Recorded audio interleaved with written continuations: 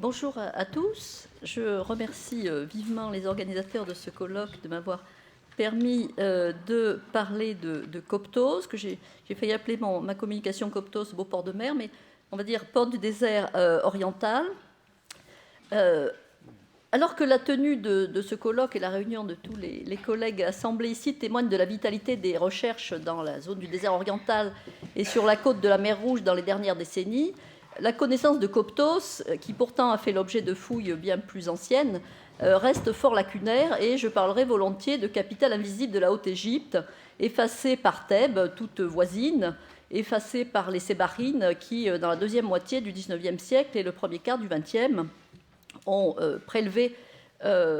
après les fouilles de Pétry et Reynac et Veil, ont prélevé nombre de monuments qui sont aujourd'hui dispersés de par le monde dans des musées et donnent une idée. Donc ces vestiges, aussi éloignés dans le temps que dans l'espace, maintenant, donnent des idées relativement incomplètes et sans doute fort injustes de cette ville qui est restée un centre vital de la Haute-Égypte pendant plus de 4 millénaires. Donc à la suite des fouilles reprises en 2002 sous l'égide de l'IFAO et de l'Université Lyon 2, nous avons souhaité donc contribuer modestement à la réunion d'aujourd'hui en montrant quelques aperçus nouveaux sur les vestiges, surtout monumentaux, du site à l'époque hellénistique et romaine, en espérant que ces données vont peut-être fournir, enfin arriver à entrer en phase et en résonance avec d'autres réflexions sur l'histoire du réseau de communication qui, à travers l'Égypte, unissait l'Inde à la Méditerranée. Donc je commencerai par quelques rappels sur quelques aspects bien connus ou moins connus de Coptos à l'époque pharaonique dans la problématique qui nous intéresse, c'est-à-dire le désert oriental et puis les rapports désert-mer Rouge, pour ensuite donc présenter un peu les résultats des fouilles récentes, en espérant que tout ça tiendra dans une demi-heure. Donc sur la Coptos pharaonique, donc tout le monde voit bien que Coptos est un endroit effectivement extrêmement avantageux, puisque la distance, une des distances les plus courtes, en tout cas pour la Haute-Égypte, la plus courte pour rejoindre la côte de la mer Rouge. Il est clair que le choix du site a été conditionné à la fois par cette commodité de circulation et par la richesse minérale du désert oriental, en particulier du Wadi Hammamat. Rappelons que le nom même de Coptos, ici représenté sur la chapelle, avec une malencontreuse lacune, sur la chapelle blanche de Sésostris Ier à Karnak, s'écrit avec le nom, avec l'idéogramme d'un sac d'étoffe qui donc oriente l'analyse étymologique du nom de la ville vers une lecture Gebtiou, ceux du sac, ceux qui appartiennent au sac, donc avec une orientation sur les minéraux précieux, que ce soit des pierres semi-précieuses comme la cornaline ou de la galène, de l'or, etc. Donc cette appellation se maintient à époque historique, et le titre de Sementiou, prospecteur, qui se détermine justement par un homme qui tient le même petit sac, est attaché précisément à la région de Coptos et fort bien documenté dans cette zone. Yoyot a fait une très belle étude sur ce titre il y a quelques années. Les contacts avec la mer Rouge sont également évidents dès le début, sur des monuments extrêmement impressionnants et très bien connus, qui sont les colosses de mine trouvés par Pétry en fosse Favissa à différents endroits du Téménos gréco-romain, qui étaient donc les premières sculptures monumentales d'Égypte, dont 4 ont été reconnues, avec évidemment dans des états, pour certaines, relativement peu satisfaisants, mais on voit donc sur les mieux conservés, on note sur les cuisses de ces colosses des gravures de sens divers, dont certaines ont été, donc le nom de mine lui-même que vous voyez en bas à gauche, et des coquillages qui sont notoirement des coquillages attestés sur le littoral de la mer Rouge, ce qui semble donc indiquer une circulation de produits et probablement de personnes entre la vallée et la mer à cette date. Pour revenir sur le dieu Mine, donc il y a un aspect évidemment assez peu convenable, je dirais, pour un dieu égyptien. Il faut rappeler qu'il est couramment à époque, surtout à partir du premier millénaire, appelé justement Medjay, le Medjay, c'est-à-dire le bédouin, qui est un des noms, on suppose, qui a abouti au moderne Béja, et porte aussi le nom de chasseur de Punt, ou bien celui qui serbiaïde, celui qui voit de loin les richesses, les trésors de Punt. Donc ce sont des appellations qui mettent en effet ce dieu fondateur. Hein, ces statues datent de la deuxième moitié du 4e millénaire avant notre ère, donc ce sont des objets fort anciens. Et donc on voit directement, de par la tenue du dieu et par ses épithètes plus tardives, qu'il est mis en rapport avec les populations nomades du désert et le pays de Punt, dont on va reparler dans une minute. Alors un petit résumé peut-être sur ce qu'on sait pour l'Égypte pharaonique des Medjay, qui sont donc une tribu, une ethnie, on ne sait comment dire, du désert oriental. Vous savez que les nomades sont assez peu visibles dans les sources égyptiennes, mais on en a des attestations sporadiques, en particulier donc une documentation du Moyen Empire trouvée dans la forteresse de Semna, en Basse-Nubie, qui réfère à une situation de la forteresse de Semna, mais qui a été trouvée en région thébaine. Ce sont ces documents qu'on appelle les Semna Dispatches, qui font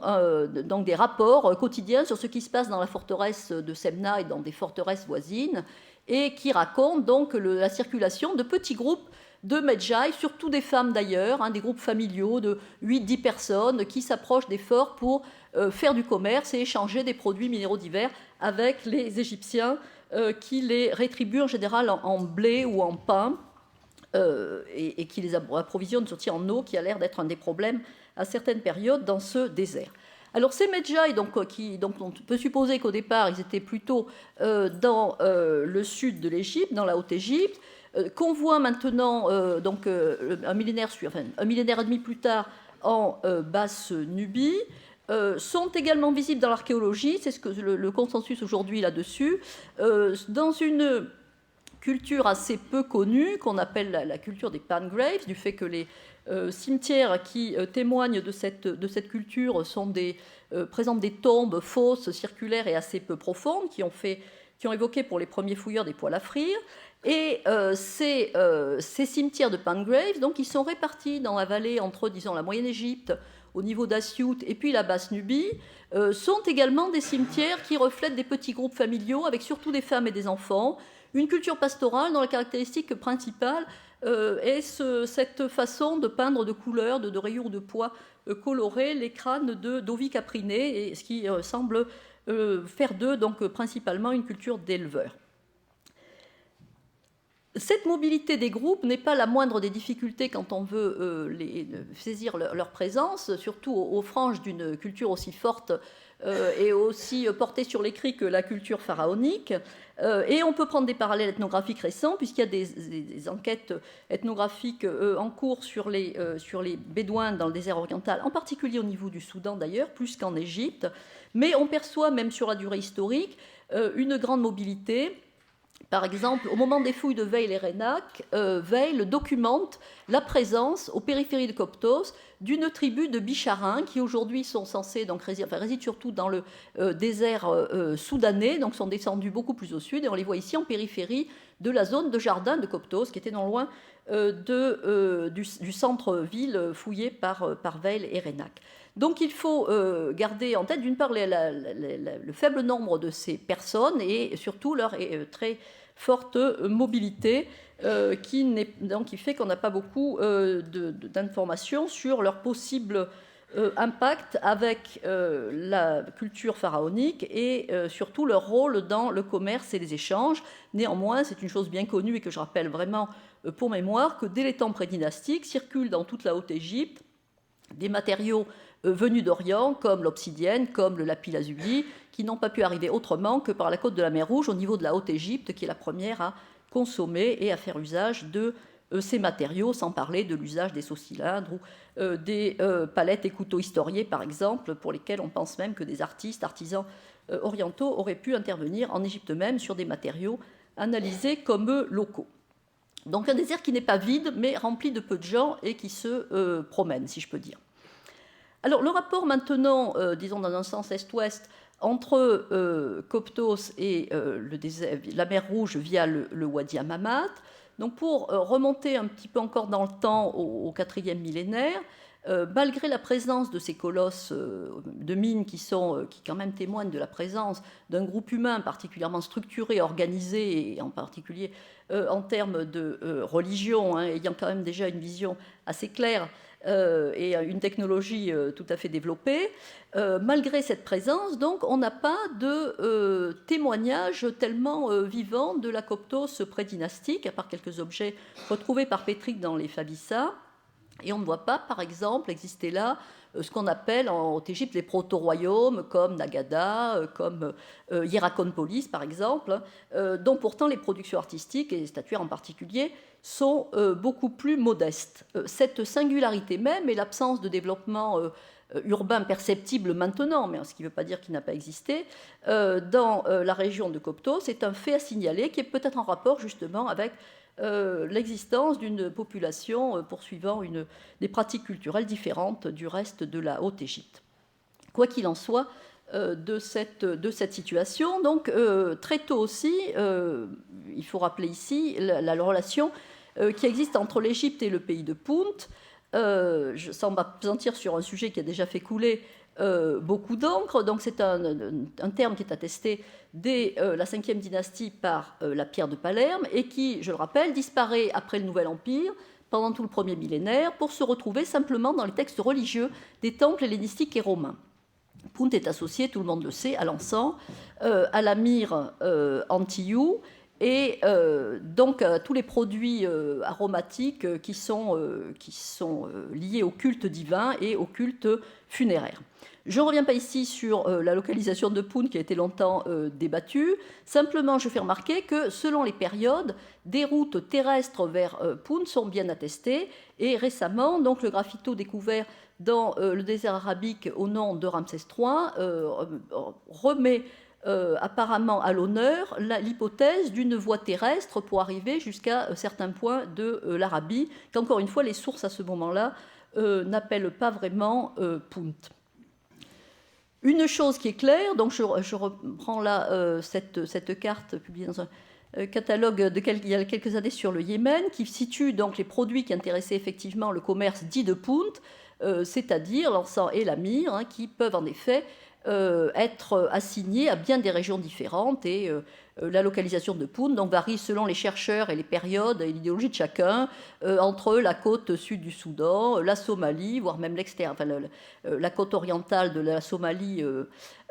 et l'Arabie, ce qui n'est pas vraiment un sujet. Et Fatovic a proposé d'ailleurs de voir dans Punt une appellation qui serait tout pays accessible à partir de la mer dans lequel on trouverait de l'encens, étant entendu d'ailleurs qu'on pouvait aussi imaginer dès cette époque des comptoirs commerciaux rassemblant les produits jugés désirables et recherchés par les Égyptiens. En tout cas, l'accès à Punt se fait en bateau, et dans les inscriptions du Wadi Hammamat, on a évidemment ces mentions d'expéditions qui, tout en s'occupant de la pierre de Béren et en profitant de leur passage pour débiter des blocs ou rapporter des blocs vers la vallée, vont monter des bateaux sur la côte de la mer Rouge. Et là, je pense que les indications récentes sur les fouilles de Mersagawazis nous mettront tout à fait au cœur de cette situation, au moins pour le Moyen Empire. Au Nouvel Empire, donc à ma connaissance, après la 18e dynastie, on n'a pas tellement de points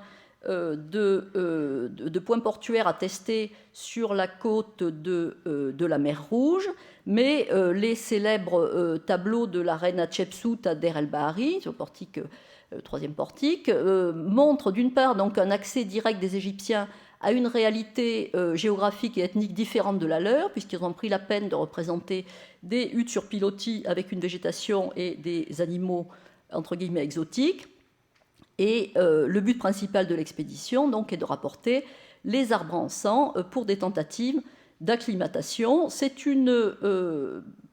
façon de faire des Égyptiens d'essayer de se procurer le produit sur leur propre territoire, qui sera répétée par Ramsès III, d'après le grand papyrus Harris, hein, lequel, à la fin, donc, cite à plusieurs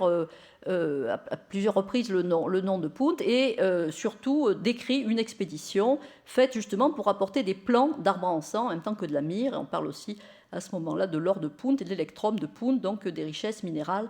variées. D'autres passages textuels de la XVIIIe dynastie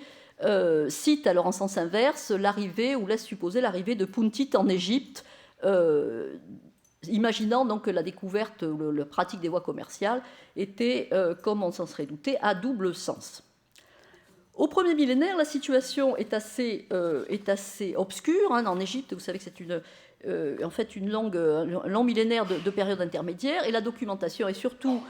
celle du Wadi Hammamat, qui montre le maintien des exploitations de carrières. Il faut signaler à l'époque saïde, donc dès le 7e siècle, une connaissance relative de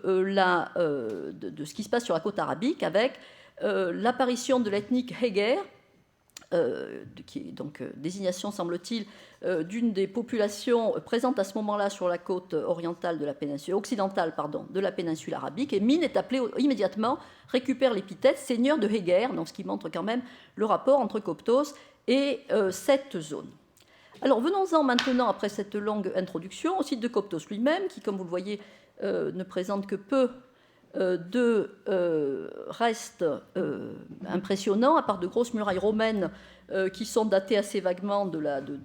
l'époque, enfin, du IIIe siècle, 2e, 3e siècle, mais pour l'instant, on n'a pas vraiment regardé ça dans le détail. Donc, je voudrais dire un mot de Coptos hellénistique pour commencer, et faire remarquer, donc, tout au long de ce que nous avons pu nous observer dans nos fouilles et ce que dit la documentation depuis quelque temps, qu'il y a une coïncidence extrêmement étroite entre les périodes de floruite architecturale et monumentale de Coptos et les périodes d'aménagement ou d'exploration intensive du désert occidental.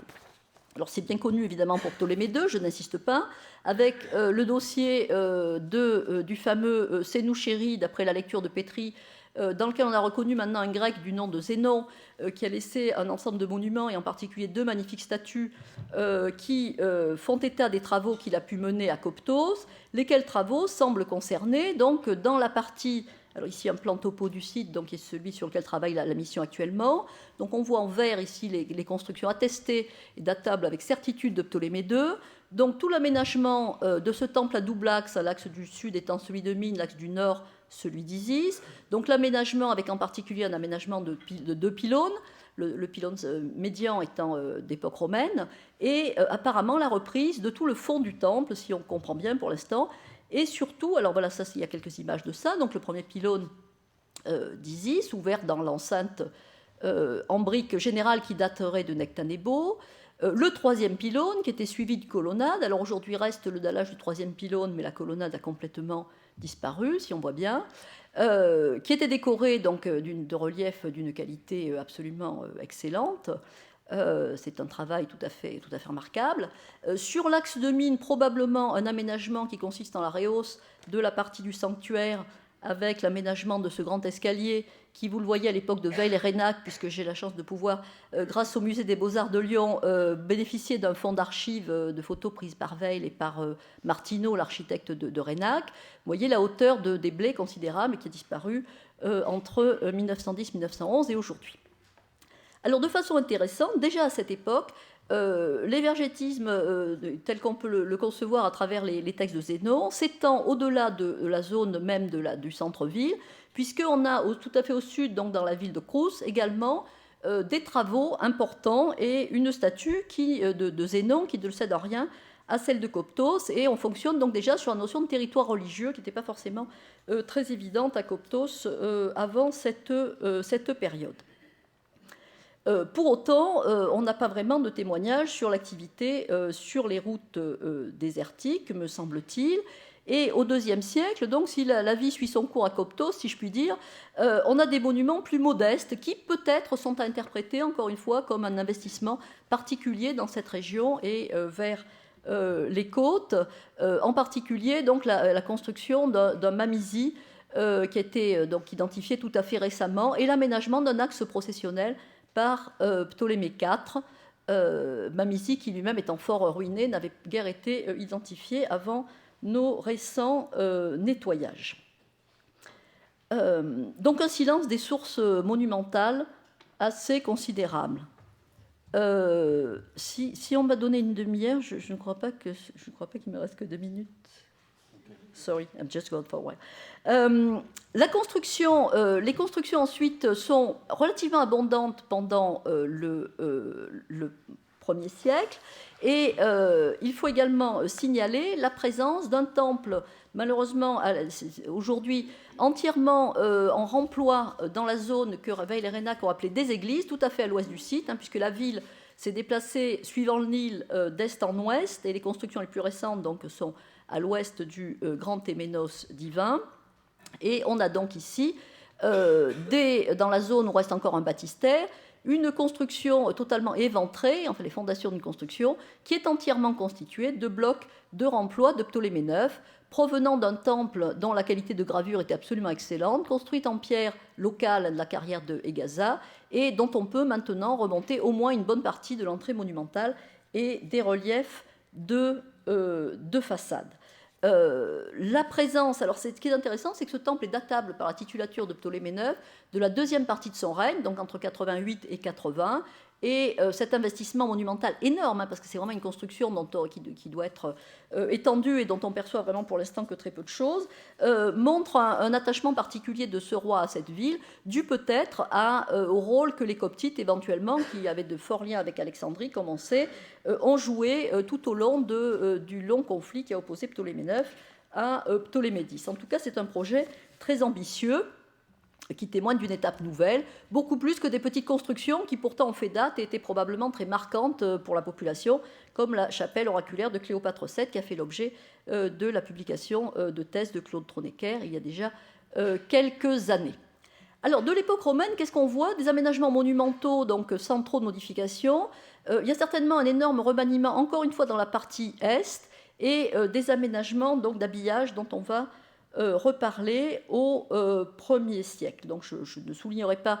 au public éclairé qui est devant moi la ruée vers l'or qui s'est produite au 1er siècle avec l'établissement de la domination romaine. Et je ferai simplement ressortir donc quelques éléments architecturaux qui montrent un très profond remaniement de l'espace urbain, relativement compréhensible d'ailleurs, parce que ce bloc énorme de l'enceinte de Nectanebo faisait un obstacle qui pouvait être relativement gênant entre l'arrivée des caravanes à l'est et le départ sur le Nil à l'ouest, et la distance donc allait s'accroissant apparemment, puisque le mouvement de balayage du Nil vers l'ouest dans cette zone semble avoir été relativement rapide et appuyé. Alors, à Coptos, même les traces de cet élan urbain, c'est le dossier Parthénios, sur lequel je ne reviens pas, plus de 25 témoignages épigraphiques qui concernent surtout des aménagements vierges, je dirais, des portes, des passages de portes en grande partie, des dédicaces également d'enclos, d'enceintes. Donc on a ici cette zone qui a été fouillée à partir de 2006, sur la race du Téménos ptolémaïque qui enclôt le temple de Mine et d'Isis, donc un phénomène de rehausse et d'ouverture, de percement à travers ce mur arasé, de manière à faciliter justement la circulation vers l'est, avec un aménagement de portes monumentales dans le goût pharaonique, celle-ci donc dédiée par Auguste, avec des inscriptions encore de Néron, nommé par le bandeau de corniche, qui est donc inscrit en grec et signé par Parthénios, et sur les passages d'encadrement, une sur-dédicace d'Antonin le Pieux. Donc la porte est restée en usage jusqu'au milieu du IIe siècle. Cette porte, donc, voilà l'entour est assemblé, tout ça a été naturellement très cassé, comme vous l'avez vu sur une des diapositives, et l'inscription grecque qui a pu être entièrement renouvelée. Cette porte, ici, le revers de la même porte, donc, qui faisait la façade ouest du mur vers l'intérieur. Une autre porte de service dont des blocs ont été retrouvés à proximité. Et tous ces ensembles sont aujourd'hui en cours d'anastylose, près de leur lieu découverte. Vous voyez ici le tracé du mur ptolémaïque arasé, sur lequel encore au IIIe siècle se sont installées des chapelles réutilisant des tambours de colonnes qui font penser qu'il y avait également une colonnade monumentale qui s'est développée ici.